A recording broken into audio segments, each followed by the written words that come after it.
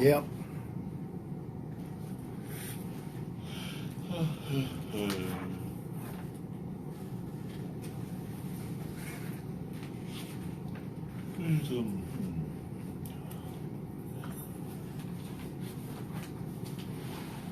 Can we go eat fried fish later? Huh? Can we go have fried fish later? Man, Cheddar's got this white fish. It's called white fish. You know? Yeah. Probably like cod or something like that. Yeah. And they fried it, and it's cheap, and man, it's good, dude. It's so good. Because you know, since we don't eat catfish or anything like that anymore, it's hard to find good fried fish going out and eating. You know. Yeah. You know, sometimes tilapia tastes like mud. I guess I just don't like tilapia. I don't mean either. You know. I got Sam's so got sick Sam's got some nice redfish, Yeah. and you don't see it's hard to find redfish. Oh, I know. They got some Garrett's been bringing some snapper home from the coast. Yeah. It's been awesome. I'll let everybody kind of get back on here, and we're going to start on page 9 in Your Face.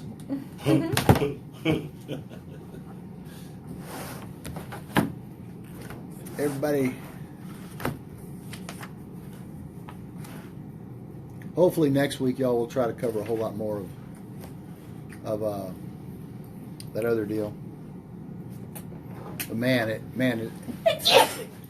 is that whole, was that whole deal not just paralleling what's going on in the world right now? Oh my gosh. Timely, very timely. You know, Torah's is super cool. All right, everybody ready to rock? Let me turn this on. I guess right there. It's going? It's going.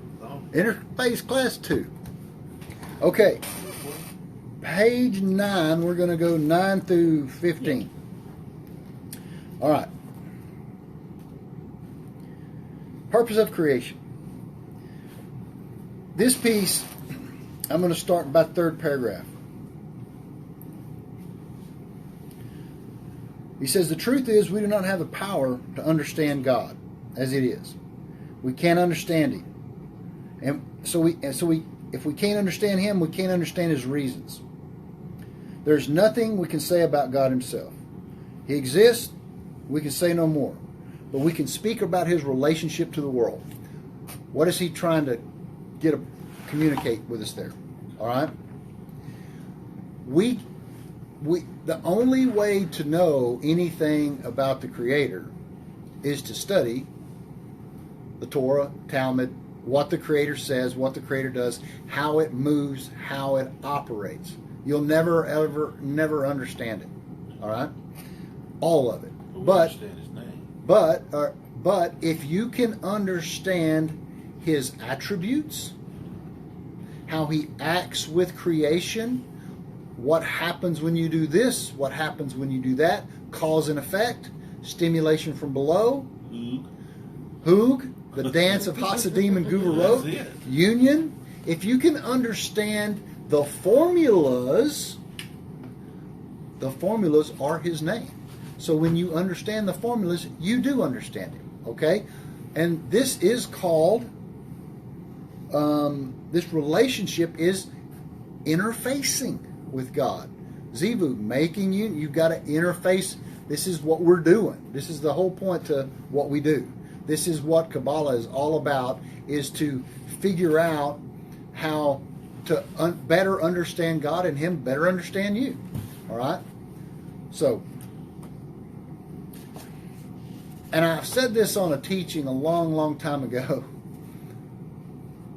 And he says it right here. And when I read it, I was just like, man, it says God made creation because the Psalm says God is good to all. His love rests on all His deeds.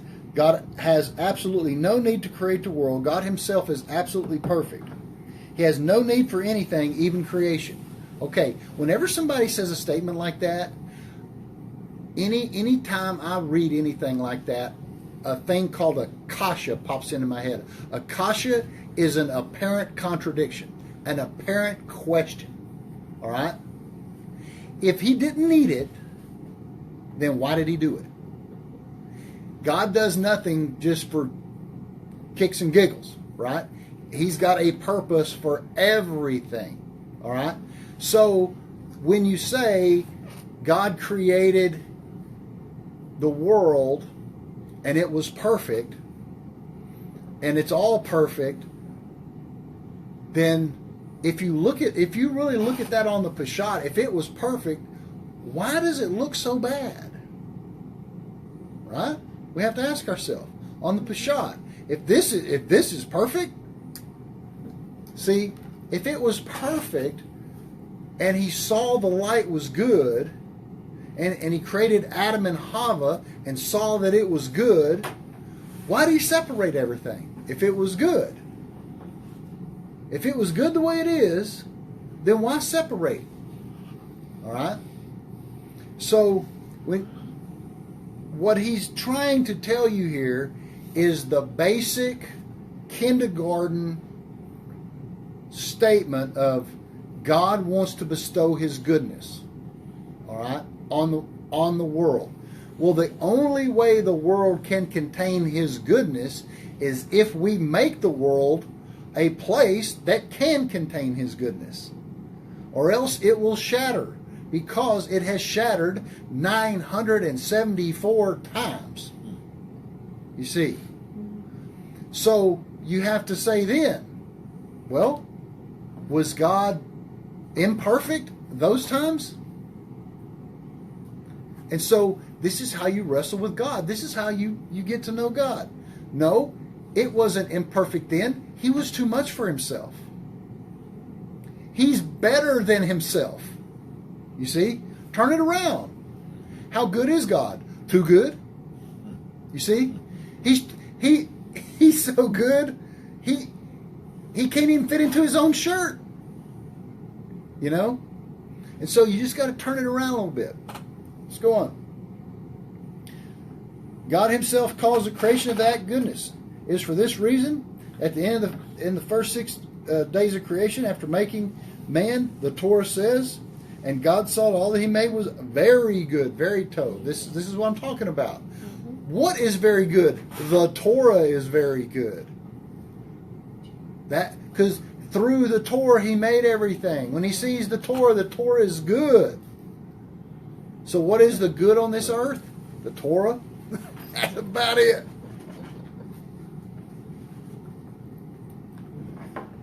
But he says that man is good. This is why God made man the last order of his creation. If you read the creation story the next time he writes it, man is in the front of the creation story. What's he doing? He's looking at it from this way, and then he's looking at it from this way. It depends on where Adam is looking from. All right? And so God is trying to create something that is opposite of himself. But there's nothing opposite of himself except for himself. And so this is the difficulty trying to understand God. And so what we do is we say that there is a front side and a back side. If we understand one surface, two sides, it's easier. We can say there's one thing, male and female. When male and female get together, they make one thing. It's half of each of them. All right? God is trying to do the same thing. He is trying to create. He's always creating. He's never not creating. Every 6 days we have Shabbat. It's renewing every single week through 52 weeks, which is the 52 name of God. It says the Talmud provides us with a parable about this. A king once built a beautiful palace, decorating it lavishly, stocking it with the best food and drink. When it was all finished, he invited the guests, saying, "If there's no guest, then what pleasure does the king have with all the good that he prepared?" Where's God looking at? That's Olam Haba. That's the world to come. The world to come is Tov.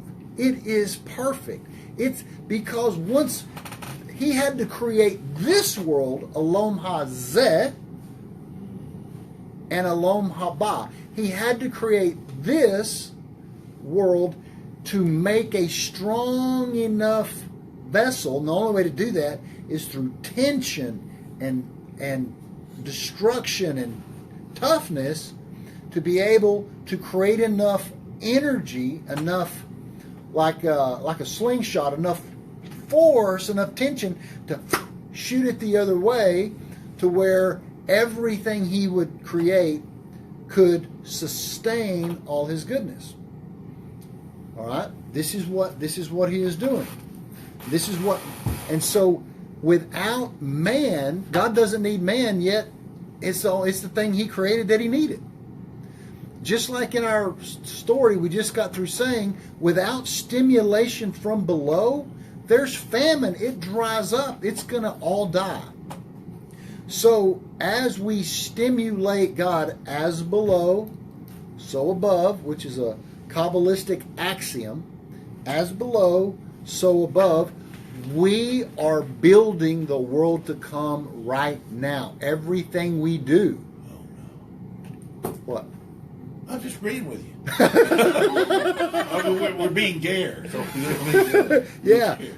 That's what I was Everything is being built. That's why the Torah says, no eye has seen what the Holy One has for us in the world to come. Why? It ain't finished. It's building. He's constantly creating. It's never not stopping. The ultimate gift. On the other hand, God has no need for anything except for stimulation from below. All right? And you have to look at it like this. Let's look at God in the masculine. Let's say God's a male for the sake of this discussion. All right? If you were a male and you owned everything in the world, that money wasn't a problem, you know, you had the biggest house in the world, you had the best plane in the world, what would you want? The only thing you would want is a female to share it with. This world is female. That's what this is. This world is the female, the Hay, the Malchut, the world that he created to fill his goodness with. And one day, that world and this world are going to merge. And you're not going to know the difference between this world and that world. It's not going to matter. It's going to be all this plus more. Okay? We say that God created the world in order to bestow goodness upon man. But what is this good? The psalmist says, how great is your good stored up for those who fear you. See? Stored up. The sages interpret this to mean that God bestowed goodness in the greatest possible abundance. Another place says they teach that the verse means that God is telling us according to your strength and according to mine. Strength, strength is Guru wrote, according to your strength and according to mine. The stronger you become in God, the more he can give you. All right? The more you can stand. But what is the ultimate good? What is the greatest gift God could bestow? The answer is quite simple. Himself. Just knowing him. Being in union. The psalmist says, I have no good but you. That's the bottom line. Why do we do this? Because we love God. There's no other reason. We don't do this for any other reason. I've got plenty things to go do. Plenty. The ultimate good is to partake in God. The Kabbalists teach the concept of the Yud Hey Vav Hey. Now, there's the Yud, the Hey, the Vav, and the Hey. This is the Yud is 10, the Hey is 5, the Vav is 6, and the last Hey is 5. That's 26 if you add it up. So when we say Yud Hey Vav Hey is Gematria 26, that's because those are the values of the letters. All right? Now, I'm not going to go through... I will just for a second here. Okay, so if you take this Yud Hey Vav Hey and you mix the letters around. You have hey, yud, hey, all right? Hey, vav, hey, or yud, hey, yud, hey. You take all these things and move them around. They spell different words. And basically, what it's saying is, he is, he was, and he will be. All his letters, any way you read them. All right? And what it's saying is there is no past, there is no future, and there is no present. They're all one thing. God is seeing the future in his present and also seeing the past. God is in the past, seeing the present in the future. Or he's in the future, seeing his past present. It doesn't matter how you move the letters. God is from one end to the other, and he is the middle. That is what that piece is really trying to tell you. All right? I was, I will, I am, I was, I will be. All right? He's all that in the same instant, in the same moment. God exists in a realm where time does not exist. As we get to it, the term Malchut, or the lowest spherotic structure, the Nukva, the final Hey of Yud, Hey, Vav, Hey, that's the only place time is relevant. Nukva literally is time. So if the Malchut goes up and goes away, time goes away, even though all the other levels are still there. He is the one that brings all existence into being. He is the source of all being and existence, and his essence permeates the creation. It says these four letters are the basis of charity. And whether it's Yom Kippur or anything or any other time in the world, it says charity removes all sin. All right? And when you do tzedakah, all right, because tzedakah is a hey, that's feminine, that's the malchut we're talking about. We're talking about the hey. When you do charity, when you give tzedakah, it removes any sin. All right? That's why you see these rich Hollywood people out there. They sin like crazy, but they give more charity than anybody you know. It's a principle. All right? Doesn't mean they're not, that they got to get out of balance there, but they'll give $2 million to charity and all of a sudden they'll get a $12 million film. Well, they just gave $2 million to charity. All right? You know, it works. It's a universal principle. All right. So what it talks about here is the Yud, the Hey, the Vav, and the Hey. And as the charity goes, the beggar goes. Y'all have read it. I'm going to take it just a step further. Okay. This is, let's look at it in a, let's see where it even says that.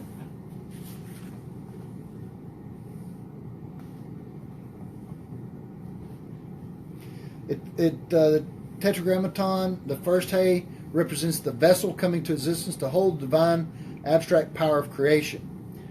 Let's just break it down to its simple common denominator, okay? The Yud is dad. The Hey is mom. Dad is in union with mom. Dad gives to mom, mom receives. All right? The Vav and the Hey, or we're going to say son and daughter. So you don't get it twisted. Let's say son and his wife.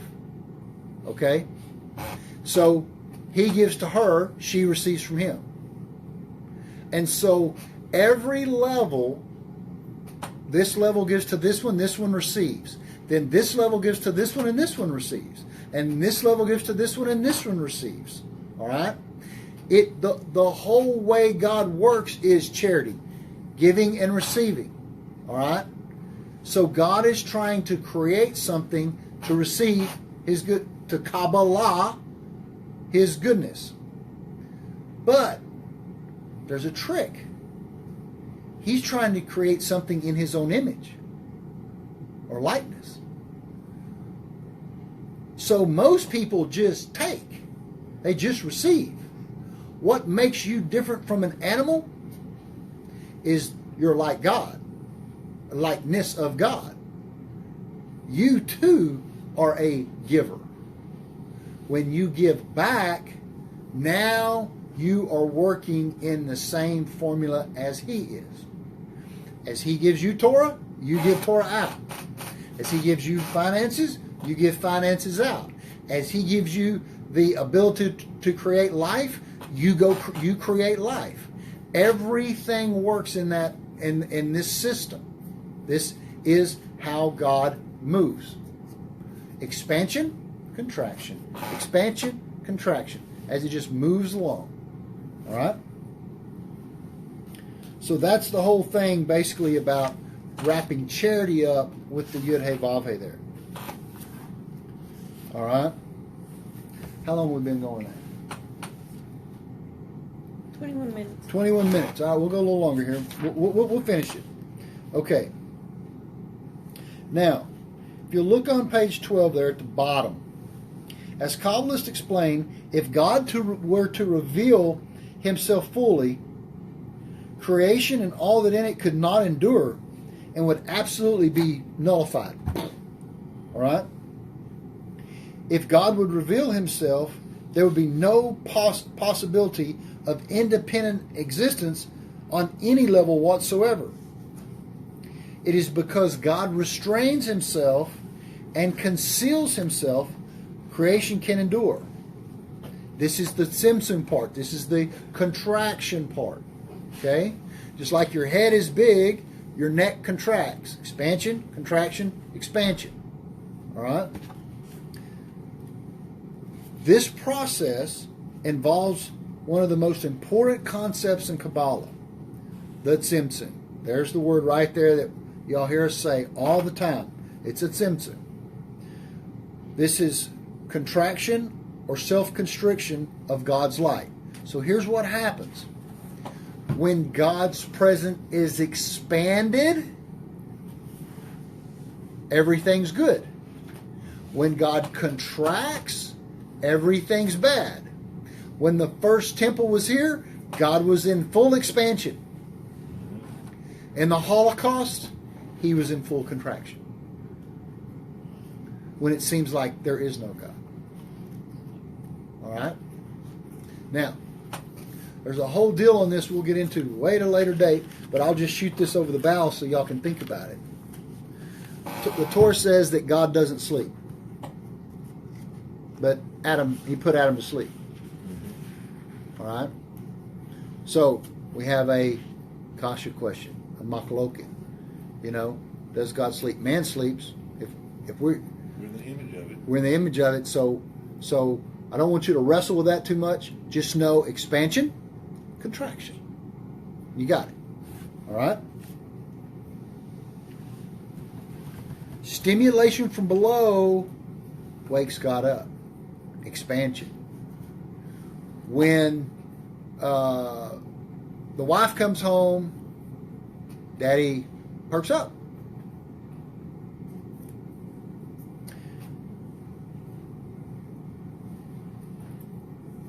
This involves, so the Tzimtzum. God must be in the world, yet if He does not restrain Himself from the world, all creation would be overwhelmed with His essence. This is going to be the world to come, you see. There is, if you look at last paragraph there is no empty place in Him. So He's everywhere, yet nowhere. Only God of Israel could come up with that. God must therefore divorce or remove or separate Himself from creation, yet at the same time, He must also remain intimately connected to it. This is the paradox of creation. So how does God be everywhere but nowhere in creation? The tzaddik. through the Torah, God can remove himself, and the tzaddik olam, the righteous man and tzedakah women on the earth, draw down through mitzvah and Torah study. We produce enough man, it draws the presence down so the earth is not destroyed, because God removes himself that much from it. This is the secret of the Rabbi and Akiva and the 10 martyrs. Had they not given their life, their living flesh, their living man, God was going to destroy the earth. It happened again in 1940s. Had the Jews not given their lives in Auschwitz, he would have destroyed the world. He had withdrawn so much, the man it needed to sustain the world had to be immense. Because you got to understand, the Jewish people are Adam and Hava themselves. What happened? Israel became the nation. All right? And so, in times of man, God uses himself to produce it. He is the one that felt the pain. When they were flaying Rabbi Akiva laughed. Who laughs? God laughs. You see, because on one side is pain, on the other side is pleasure, depending on which side you're looking at. All right? We're stuck on this side, unfortunately. Now, let's get into free will here for a few minutes, because I have not a problem with this, not an issue with this. Just from studying it for a while, I think that they should have termed it free choice. Because, to me, free will is I can stop something and like breathing. Because will comes from Yahida, the top level of the soul. Comes from the tip of the yud, right? And none of us have the tip of the yud. So how can we have free will? Now, we've had this discussion many times. In other words, I can't stop breathing. I can't will myself to stop breathing and still live. I can't do it. I can't will myself to breathe water. I can will myself not to eat for a time until hunger takes over or I die. Yeah. So really, I'm choosing not to eat. All right? And I'm choosing not to drink. I'm not willing myself not to drink. I'm choosing not to drink. Now, I can choose what I drink. I can choose when I eat. I can choose when I go to sleep. But I can't choose if I go to sleep. I can't will myself not to go to sleep. Because sooner or later, you will pass out. You see. So what I'm saying is this. I understand what he's saying here about free will. Okay? I get it. But I would rather it be free choice. I think it would help understand. It says the soul is our direct connection to the spirituality of God. Therefore, because he's bringing it on a soul level, he's saying that soul is connected to Hashem. Therefore, if Hashem has free will, then you have free will. I get it. All right? What is your free will? I set before you today life and death. Choose life. Choose. You see? This is the whole thing on soul mazel. I've been studying this with Rabbi Katz. If I have free will, I should be able to change my mazel. But the only choice I have in to do it is to do it through Torah. Therefore, I have to make the right choice to do the right will. Because if I don't make the right choice, God's will be done. You see. So, just a little bit of wrestle with that a little bit. And I don't know what y'all think about that, but that's kind of where I'm at on it. It says, on the other hand, the soul must be hidden and unseen so we can function as free, independent beings. A free, independent being is with choice. Not be overwhelmed by God's existence. This is a paradox of man's free will. I don't think it's a paradox of free will. I think it's a paradox between choice and will. But that's only my opinion. I mean, Kaplan is way above me.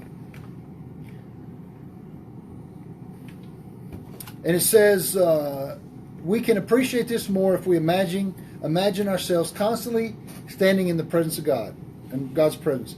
How would we behave if God would reveal himself to us? Would we really be free? My answer to that is no. So if you're really free in front of God, then you're really not free will now. He almost answers the question for me. If we were free, constantly aware of God's existence, could we go against his will? No, you can't go against his will. And guess what? God's running it right now, and you're not going to go against it now. You may make some choices that lead to good decisions or bad decisions, but that's the basis of that. But the purpose of creation was for there to be this freedom to get close to God and come close to God. So we ask ourselves, did God know you were going to do it? Of course he did. Me and my wife talk about this all the time. And she says, well, why do it anywhere? Right? If he knows, then why do it? Why do it? Because you love him. You know? Why do I get up on Sunday mornings and make big breakfast for my family? They know I'm going to do it. Because I love them. That's why we do it. No other reason. We could go fishing. We don't have to be sitting here doing Torah. We have a free choice. But we do it because we love the will of God. This brings us closeness in a non-physical sense. The Talmud says, how can we bind oneself to God? The Lord your God is a consuming fire. How can you be close to a fire? The Talmud answers, by imitating his attributes. What is the Talmud teaching us in a spiritual sense? When two things resemble each other, then they can be close to each other. You become fire, he's fire, you become fire, so to speak. God is the giver and man is the receiver. So God's plan is to get this creature, namely a man, human, the opportunity to draw close to him. God is the giver and man is the receiver. As such, these are opposites. God had to make opposites so then he could make likeness attract, which is completely opposite of what you would think. North Pole and North Pole repel each other. But the Talmud's saying, no, these two like things attract each other. Because in 3D, it's inverted. Opposite attract each other. But God has to make an opposite so that when it flips, we're like him. He's like, well, hey, yeah, you like pizza? Love pizza, man. Yeah, well, I like pizza. So then you become alike. And for those of you who have been married a long time, you know that after 20 years plus, 25, maybe even 30 years, you don't even have to talk to your spouse about what you like. They know what you like. And they know what you don't like. That's called the button. All right. So, as long as a man is a mere receiver, he stands opposite pole away from God, the giver. That's what we talked about a while ago. Therefore, God arranges things so that man himself would have to be a creator on his own and a master of his own perfection. And he would have to resemble the Creator and give goodness. So how does God... so you're giving back to your family, whatever, your friends, and whatever occupation you are. You're giving goodness. You're trying to emulate God. All right? But how do you give back to God? Top of the next page, top of 15. First, man must earn the good that God has prepared. Secondly, he must receive this good. All right? Then ultimately, you're going to have to give it back. God gave you something good. Right here. When you do what's good, when you do what's good, then good goes up. Now he's receiving what's good. This is called Torah and mitzvah. When you do what God said, then you, because he's doing what he said, so if you're doing what he said, now you're alike. And now you're both receiving and you're both giving, and now you're in union with the Holy One. It's counterintuitive, but it works. So, right here at the last paragraph, look what it says. For this reason, God created two levels of existence, polar opposites of each other, so that everything could eventually be on one side. He created this world, Olam Hazeh, and the world to come, the ultimate world, Olam Haba. All right? So, the more we work on this world, the more awesome that world becomes. And it's up to us to do it. He's put it in our hands. And he's given us the tools, all these tools. They're books and books and books of tools on how to do it. And of course, all you hear all day from everybody is, whatever you do, don't do anything. That's how ridiculous it is. All right? Whatever you don't do that. Oh, no, don't do that. Don't do that. Well, you know, if there's, 16 million Jews, right? And 15 million of them ain't doing anything? Well, if they would do it, we wouldn't have to do it. Vendell Jones 101. If the Jews would do what they're supposed to do, we could go fishing. Literally. All right? So next week, we're going to do the universes. The universes. Page 15. Now, it's going to go from page 15 to 17. We're going to do that one page, the whole class. Because if you don't have that axiom down, we can't go any further. So we're going to learn about the worlds. We're going to have to go into Adam Kadmon, which is above Adam Harishon. So we're going to have to talk about the Adams and the Eves and the souls.